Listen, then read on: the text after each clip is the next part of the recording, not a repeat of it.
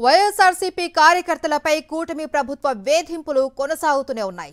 చిత్తూరు జిల్లా బంగారుపాళ్యం మార్కెట్ యార్డులో ఫోటోగ్రాఫర్పై దాడి చేశారనంటూ వైఎస్ఆర్సీపీ కార్యకర్తలను అక్రమంగా అరెస్ట్ చేశారు పోలీసులు.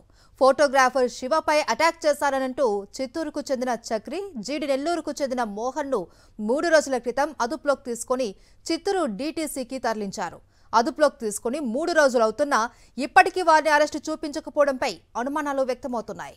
తన భర్తకు ఆరోగ్యం సరిగ్గా లేదు అని, షుగర్తో బాధపడుతూ ఉన్నారని మోహన్ భార్య రాసాతి ఆవేదన వ్యక్తం చేశారు. పోలీసు నిర్బంధంలో ఉన్న తన భర్తకు ఏం జరిగినా ఎస్పీనే బాధ్యత వహించాలి అన్నారు. తన భర్త ఎవరిపైనా దాడి చేయలేదు అని,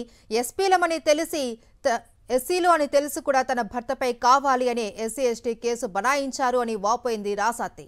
చక్రి తనను రక్షించాడు అని, తన కెమెరా ధ్వంసం కాకుండా చూశాడు అని ఫోటోగ్రాఫర్ శివ చెబుతున్నా పోలీసులు అక్రమంగా కేసు పెట్టారు అని వాపోయింది చక్రి భార్య కవిత.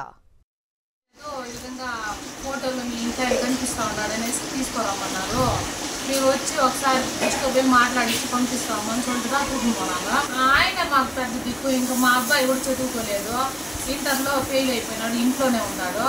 ఇంక నేను ఎక్కడ పనికి పోయేది లేదు, నాకు హెల్త్ బాగాలేదు, నేనేం చేసేది, ఇంట్లోనే ఉన్నాను. మా అమ్మాయి వేరే చదువుతూ ఉంటే అమ్మాయి ఫీజులు కట్టాలి, బీఎస్సీ నర్సింగ్ చేస్తాను.